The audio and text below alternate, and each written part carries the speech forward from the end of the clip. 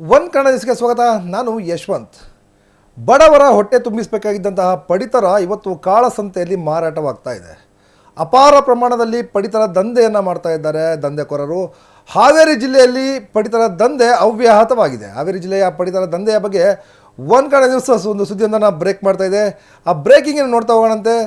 ಇದು ಪಡಿತರ ದಂಧೆಯ ಸಂಬಂಧಪಟ್ಟಂತಹ ಸ್ಟೋರಿ. ಇದು ಆ ಸ್ಟೋರಿನ ಒನ್ ಕನ್ನಡ ನ್ಯೂಸ್ ಬ್ರೇಕ್ ಮಾಡುತ್ತೆ. ಬ್ರೇಕಿಂಗ್ ನೋಡ್ತಾ ಹೋಗೋಣ. ಅಪಾರ ಪ್ರಮಾಣದ ಪಡಿತರ ಪತ್ತೆಯಾಗಿದೆ. ದಾವಣಗೆರೆಯಲ್ಲಿ ಅಪಾರ ಪ್ರಮಾಣದ ಪಡಿತರ ಅಕ್ಕಿ ಪತ್ತೆಯಾಗಿರುವಂಥದ್ದು. ನೂರಾರು ಚೀಲ ಪಡಿತರ ಕಾಳಸಂತೆಯಲ್ಲಿ ಮಾರಾಟವಾಗ್ತಾ ಇದೆ. ಅಪಘಾತದಿಂದ ಬಯಲಿಗೆ ಬಂತು ಪಡಿತರ ದಂಧೆ. ನೂರಾರು ಚೀಲ ಪಡಿತರ ತುಂಬಿದ್ದ ಲಾರಿ ದಾವಣಗೆರೆಯಲ್ಲಿ ಪತ್ತೆಯಾಗಿದೆ. ರಾಷ್ಟ್ರೀಯ ಹೆದ್ದಾರಿ 48ರಲ್ಲಿ ಪಡಿತರ ಲಾರಿಯೊಂದು ಪತ್ತೆಯಾಗಿರುವಂಥದ್ದು. ಹಾವೇರಿ ಜಿಲ್ಲೆಯಿಂದ ಮಂಡ್ಯ ಕಡೆಗೆ ಹೊರಟಿದ್ದಂತಹ ಲಾರಿಯಲ್ಲಿ ನೂರಾರು ಚೀಲ ಪಡಿತರ ಅಕ್ಕಿ ಇದೆ. ನಿಯಂತ್ರಣ ತಪ್ಪಿ ರಾಷ್ಟ್ರೀಯ ಹೆದ್ದಾರಿಯಲ್ಲಿ ಅಪಘಾತವಾಗಿದೆ ಲಾರಿ. ಹಾಗಾಗಿ ದಂಧೆ ಬಯಲಿಗೆ ಬಂದಿರುವಂಥದ್ದು. ಅಪಘಾತದಿಂದ ಪಡಿತರ ತುಂಬಿದ್ದ ಲಾರಿ ಅನ್ನೋದು ಬಯಲಿಗೆ ಬಂದಿದೆ. KA 68 34 43 ನಂಬರ್ನ ಅಕ್ರಮ ತುಂಬಿದ್ದ ಲಾರಿ. ಸ್ಥಳಕ್ಕೆ ಆಹಾರ ನಿರೀಕ್ಷಕರ ಭೇಟಿ ಮತ್ತು ಪರಿಶೀಲನೆಯನ್ನು ಮಾಡ್ತಾ ಇದ್ದಾರೆ. ಹಾವೇರಿ ಜಿಲ್ಲೆಯ ಪಡಿತರ ದಂಧೆಕೋರರಿಗೆ ಸೇರಿದ ಲಾರಿ ಇದು. ಇದು ದಾವಣಗೆರೆಯಲ್ಲಿ ಸಿಕ್ಕಂತಹ ಲಾರಿ. ಇದು ಅಕ್ರಮ ಪಡಿತರ ದಂಧೆಗೆ ಇದೊಂದು ಎಕ್ಸಾಂಪಲ್. ದಾವಣಗೆರೆಯಲ್ಲಿ ಅಪಾರ ಪ್ರಮಾಣದ ಪಡಿತರ ಅಕ್ಕಿ ಪತ್ತೆಯಾಗಿದೆ. ನೂರಾರು ಚೀಲ ಪಡಿತರ ಕಾಳಸಂತೆಯಲ್ಲಿ ಮಾರಾಟವಾಗ್ತಾ ಇದೆ. ಅಪಘಾತದಿಂದ ಬಯಲಿಗೆ ಬಂತು ಪಡಿತರ ದಂಧೆ. ನೂರಾರು ಚೀಲ ಪಡಿತರ ಅಕ್ಕಿ ತುಂಬಿದ್ದ ಲಾರಿ ದಾವಣಗೆರೆಯಲ್ಲಿ ಪತ್ತೆಯಾಗಿರುವಂಥದ್ದು. ರಾಷ್ಟ್ರೀಯ ಹೆದ್ದಾರಿ 48ರಲ್ಲಿ ಲಾರಿ ಪತ್ತೆಯಾಗಿದೆ.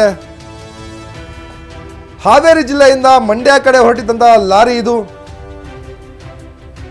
ನಿಯಂತ್ರಣ ತಪ್ಪಿ ರಾಷ್ಟ್ರೀಯ ಹೆದ್ದಾರಿಯಲ್ಲಿ ಅಪಘಾತವಾಗಿದೆ. ಹಾಗಾಗಿ ಒಂದು ಪ್ರಕರಣ ಬಯಲಿಗೆ ಬಂದಿರುವಂಥದ್ದು. ಅಪಘಾತದಿಂದ ಪಡಿತರ ತುಂಬಿದ ಲಾರಿ ಅನ್ನೋದು ಬಯಲಿಗೆ ಬಂದಿದೆ.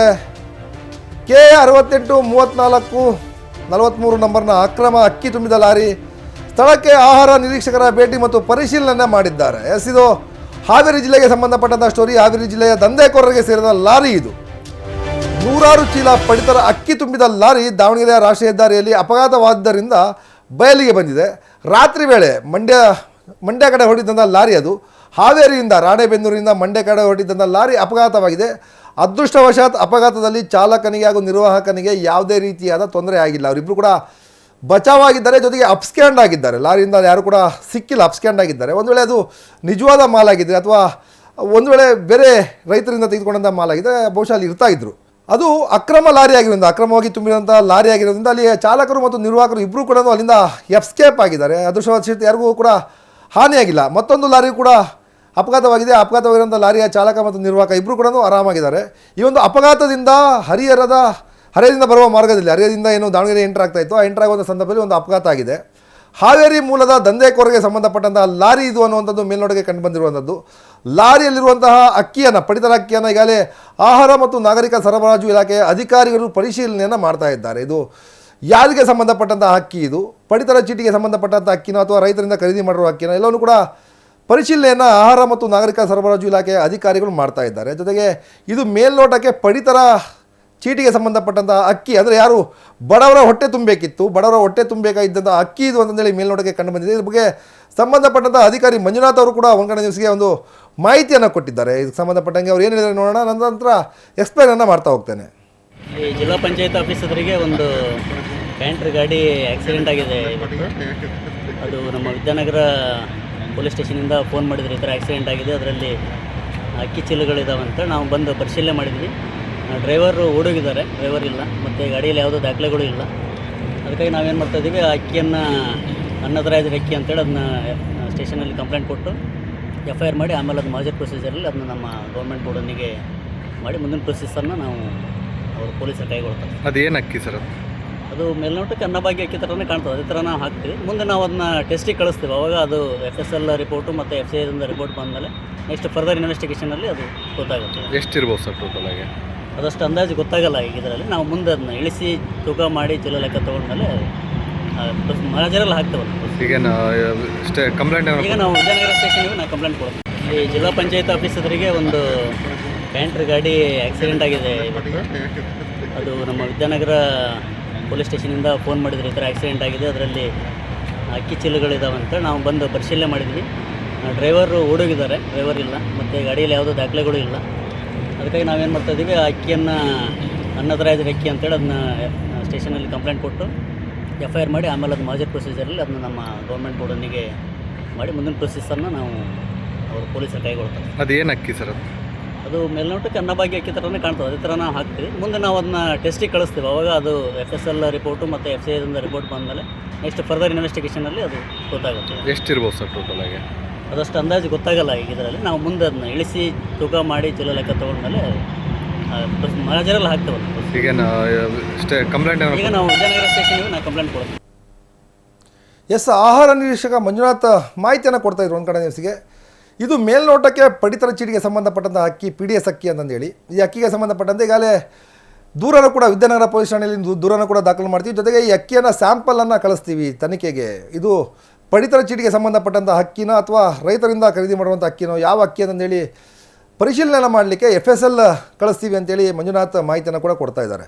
ಹಾವೇರಿ ಜಿಲ್ಲೆಯಿಂದ, ಹಾವೇರಿ ಮತ್ತು ರಾಣೆಬೆನ್ನೂರಿನಿಂದ ಪ್ರತಿನಿತ್ಯ ಸರಿಸುಮಾರು 2 ರಿಂದ 3 ಲಾರಿಗಳು ಮಂಡ್ಯಕ್ಕೆ ಅಕ್ಕಿ ಸಾಗಾಣಿಕೆ ಆಗ್ತಾಯಿದೆ. ಎಲ್ಲವೂ ಕೂಡ ಪಡಿತರ ಅಕ್ಕಿಗೆ ಸಾಗಾಣಿಕೆ ಆಗ್ತಿರುವಂಥದ್ದು.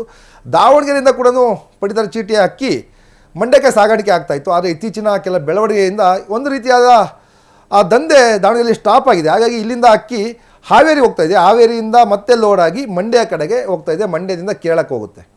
ಏನು ಸಿದ್ದರಾಮಯ್ಯನವರು ಬಡವರ ಹೊಟ್ಟೆ ತುಂಬಿಸಬೇಕು ಅಂತೇಳಿ ಅನ್ನಭಾಗ್ಯ ಯೋಜನೆಯಡಿ ಅಕ್ಕಿಯನ್ನು ಕೊಡ್ತಾ ಇದ್ದಾರೆ. ಆ ಎಲ್ಲ ಅಕ್ಕಿ ಕೂಡ 60% ರಿಂದ 70% ಭಾಗ ಅಕ್ಕಿ ಈಗ ದಂಧೆ ಆಗ್ತಾ ಇದೆ. ಇದನ್ನು ತೆಗೆದುಕೊಂಡೋಗಿ ಪಾಲಿಷ್ ಮಾಡಿ ಮತ್ತೆ ರೀಸೇಲ್ ಮಾಡ್ತಾ ಇದ್ದಾರೆ. ಸಿದ್ದರಾಮಯ್ಯನವರ ಏನು ಕನಸಿತ್ತು, ಆಹಾರ ಎಲ್ರಿಗೂ ಸಿಗಬೇಕು, ಹಸಿವು ಮುಕ್ತ ಕರ್ನಾಟಕವನ್ನು ಮಾಡಬೇಕು ಅಂತೇನು ಸಿದ್ದರಾಮಯ್ಯನವರು ಅನ್ನಭಾಗ್ಯ ಅಕ್ಕಿಯನ್ನು ಕೊಡ್ತಾಯಿದ್ರು, ಈ ಎಲ್ಲ ಅಕ್ಕಿ ಕೂಡ ದಂಧೆಕೋರರ ಪಾಲಾಗ್ತಾ ಇದೆ. ಬಹುತೇಕರು ಇದರಲ್ಲಿ ರಾಜಕೀಯ ಪಕ್ಷಗಳಿಗೆ ಸೇರಿದಂಥವರೇ, ಕಾಂಗ್ರೆಸ್ಗೆ ಸೇರಿದಂಥವರು, BJPಗೆ ಸೇರಿದಂಥವರು ದಂಧೆಯನ್ನು ಮಾಡ್ತಾ ಇದ್ದಾರೆ. ಈ ಬಡವರ ಹೊಟ್ಟೆಗೆ ಸೇರಬೇಕಿದ್ದಂಥ ಅಕ್ಕಿಯನ್ನು ನೂರಾರು ಚೀಲಗಳನ್ನು ಶೇಖರಣೆ ಮಾಡಿ ಕಡಿಮೆ ರೇಟಿಗೆ, ಏನು 10 ರೂಪಾಯಿ 12 ರೂಪಾಯಿಗೆ ಖರೀದಿಯನ್ನು ಮಾಡಿ ಅದನ್ನು 30 ರಿಂದ 35 ರೂಪಾಯಿಗೆ ಬೇರೆ ರಾಜ್ಯಕ್ಕೆ ಮಾರ್ತಾ ಇದ್ದಾರೆ. ಮತ್ತು ಅಲ್ಲಿಂದ ಪಾಲಿಶ್ ಆಗಿ ಅದೇ ಅಕ್ಕಿ 55-60 ರೂಪಾಯಿಗೆ ಮತ್ತೆ ರಾಜ್ಯಕ್ಕೆ ಎಂಟ್ರಿ ಕೊಡ್ತಾ ಇದೆ. ಮತ್ತೊಂದಷ್ಟು ಕಡೆ ಅದೇ ಸರ್ಕಾರ ರಿಟರ್ನ್ ಖರೀದಿ ಮಾಡ್ತಾ ಇದೆ. ಈ ರೀತಿಯಾಗಿ ದಂಧೆ ಆಗ್ತಾ ಇದೆ. ಇವತ್ತಿನವರೂ ಕೂಡ ರಾಜ್ಯದಲ್ಲಿ ಪಡಿತರ ದಂಧೆಯನ್ನು, PDS ಅಕ್ರಮ ಪಡಿತರ ದಂಧೆ ತಡೆಗಟ್ಟುವಂಥ ಕೆಲಸ ಯಾರ ಕೈಲೂ ಸಾಧ್ಯವಾಗ್ತಾ ಇಲ್ಲ. ಯಾಕಂದರೆ ಆಹಾರ ಇಲಾಖೆ ಅಧಿಕಾರಿಗಳು ಶಾಮೀಲಾಗ್ತಿದ್ದಾರೆ, ಸಂಬಂಧಪಟ್ಟ ಪೊಲೀಸ್ ಠಾಣೆ ವ್ಯಾಪ್ತಿಯ ಪೊಲೀಸರು ಅದಕ್ಕೆ ಶಾಮೀಲಾಗ್ತಾ ಇದ್ದಾರೆ. ಹಾವೇರಿಯಲ್ಲಿ ಅಕ್ರಮ ದಂಧೆಗಳು ಅನ್ನುವಂಥದ್ದು ಹೇಳಬಾರ್ದು, ಅಷ್ಟರ ಮಟ್ಟಿಗೆ ಹೆಚ್ಚಾಗಿದೆ. ಹಾವೇರಿ ಜಿಲ್ಲೆಯಲ್ಲಿ ಇಸ್ಪೀಟ್ ಆಡಿಸ್ತಾ ಇದ್ದಾರೆ, ಅಕ್ರಮ ಒಳದಂಧೆ ಮಾಡ್ತಾ ಇದ್ದಾರೆ, ಅಕ್ಕಿ ದಂಧೆ ಮಾಡ್ತಾ ಇದ್ದಾರೆ, ಎಲ್ಲ ರೀತಿಯಾದ ದಂಧೆ ಹಾವೇರಿ ಜಿಲ್ಲೆಯಲ್ಲಿ ನಡೀತಾ ಇದೆ. ಸೊ ಇದು ಆಕ್ಸಿಡೆಂಟ್ ಆಗಿದ್ದಕ್ಕೆ ಒಂದು ದಂಧೆ ಬಯಲಿಗೆ ಬಂದಿದ್ದು. ಇಲ್ಲಾಂದರೆ ಯಾರು ಕೂಡ ನೈಟು ಆ ಲಾರಿಗಳನ್ನ ತಡೆ ಹಾಕಿ ಪರಿಶೀಲನೆ ಮಾಡೋದು ಕೆಲಸವನ್ನು ಮಾಡೋದಿಲ್ಲ. ಸಂಪೂರ್ಣವಾಗಿ ತಾಡ್ಪಲನ್ನು ಹಾಕಿ ಮುಚ್ಚಿರ್ತಾರೆ, ಒಳಗಡೆ ಏನಿದೆ ಅಂತ ಕೂಡ ಗೊತ್ತಾಗೋದಿಲ್ಲ. ಆದರೆ ಇವತ್ತು ಬೆಳಗ್ಗೆ ಅಕ್ಕಿ ಲಾರಿ ಆಕ್ಸಿಡೆಂಟ್ ಆದ ತಕ್ಷಣ ನಮಗೆ ಬಂದ ಮಾಹಿತಿ ಲಾರಿ ಅಪಘಾತವಾಗಿದೆ ಅಂತ ಅಲ್ಲ, ಅಕ್ರಮವಾಗಿ ಸಾಗಾಣಿಕೆ ಮಾಡ್ತಿದ್ದಂಥ ಪಡಿತರ ತುಂಬಿದಂಥ ಲಾರಿ ಅಪ್ಸ್ಟ್ಯಾಂಡ್ ಆಗಿದೆ, ಬಂದು ಅದನ್ನು ನೋಡಿ ಅಂತೇಳಿ ಅಲ್ಲೋಗಿ ಚೆಕ್ ಮಾಡಿದಂಥ ಸಂದರ್ಭದಲ್ಲಿ ನಮಗೂ ಕೂಡ ಇದು ಮೇಲ್ನೋಟಕ್ಕೆಲ್ಲ ಸಂಪೂರ್ಣವಾಗಿ ಖಚಿತ ಮಾಹಿತಿ ಮೇರೆಗೆ ಇದು ಪಡಿತರಕ್ಕೆ ಸಂಬಂಧಪಟ್ಟಂಥ ಅಕ್ಕಿ. ಇದನ್ನು ರಾಣೆಬೆನ್ನೂರು ಮೂಲದ ವ್ಯಕ್ತಿಯೊಬ್ಬರು ದಂಧೆ ಮಾಡ್ತಾಯಿದ್ರು ಅಂತೇಳಿ ಅದಕ್ಕೆ ಸಂಬಂಧಪಟ್ಟಂತೆ ಈಗಾಗಲೇ ಪೊಲೀಸರು ದೂರನ್ನು ಕೂಡ ದಾಖಲಿಸ್ಕೊಂಡಿದ್ದಾರೆ. ಆಹಾರ ಇಲಾಖೆ ಅಧಿಕಾರಿಗಳು ಕೂಡ ಅದನ್ನು ಮುಂದುವರಿಸ್ತಾ ಇದ್ದಾರೆ ತನಿಖೆಯನ್ನು. ಯಾರಿಗೆ ಸೇರಿದ ಅಕ್ಕಿ ಇದು, ವಾಹನ ಯಾರಿಗೆ ಸೇರಿದ್ದು ಅಂತೇಳಿ. ವಾಹನಕ್ಕೂ ಕೂಡ ಯಾವುದೇ ರೀತಿಯ ಡಾಕ್ಯುಮೆಂಟ್ ಇರಲಿಲ್ಲ ಅಂತೇಳಿ ಅಧಿಕಾರಿ ಹೇಳ್ತಾಯಿದ್ರು. ಈ ವಾಹನಕ್ಕೆ ಸಂಬಂಧಪಟ್ಟ ಡಾಕ್ಯುಮೆಂಟ್ ಯಾವುದು ಕೂಡ ವಾಹನದಲ್ಲಿ ಸಿಗ್ತಾ ಇಲ್ಲ. ಹಾಗಾಗಿ ಇದು ಯಾರ್ದು ವಾಹನ ಯಾರ್ದು ಅನ್ನೋದು ಕೂಡ ನಮ್ಗೆ ಗೊತ್ತಾಗ್ತಿಲ್ಲ, ಲಾರಿ ಯಾರ್ದು ಅಂತ ಗೊತ್ತಾಗ್ತಿಲ್ಲ ಅಂತೇಳಿ ಅಲ್ಲಿ ಅಧಿಕಾರಿಗಳು ಹೇಳ್ತಾಯಿದ್ರು. ಈ ದಂಧೆಯನ್ನು ತಡೆಗಟ್ಟಬೇಕು ಅಂದರೆ ಪೊಲೀಸ್ ಇಲಾಖೆ ಹಾಗೂ ಆಹಾರ ಇಲಾಖೆ ಇಬ್ಬರು ಕೂಡ ಜಂಟಿ ಕಾರ್ಯಾಚರಣೆಯನ್ನು ಮಾಡಿದ್ರೆ ಮಾತ್ರ ಈ ಒಂದು ಪಡಿತರ ದಂಧೆಯನ್ನು, ಕಾಳಸಂತೆಯಲ್ಲಿ ಮಾರಾಟ ಮಾಡ್ತಿರೋ ದಂಧೆಯನ್ನು ತಡಿಬೋದು. ಅದರ್ವೈಸ್ ಸಿದ್ದರಾಮಯ್ಯನವರ ಏನು ಹಸಿವು ಮುಕ್ತ ಕರ್ನಾಟಕ ಮಾಡಬೇಕು ಅಂತಿದ್ರು, ಆ ಹಸಿವು ಮುಕ್ತ ಕರ್ನಾಟಕಕ್ಕೆ ತಿಲಾಂಜಲಿ ಇಟ್ಟಂತಾಗುತ್ತೆ. ಸೊ ಇದು ಪಡಿತರ ದಂಧೆಗೆ ಸಂಬಂಧಪಟ್ಟಂಥ ಸ್ಟೋರಿ. ಮತ್ತೊಂದು ಸ್ಟೋರಿ ಜೊತೆಗೆ ನಾನು ನಿಮಗೆ ಸಿಗ್ತೀನಿ. ಅಲ್ಲಿವರೆಗೂ ನೋಡ್ತಾ ಇರಿ ಒನ್ ಕನ್ನಡ ನ್ಯೂಸ್.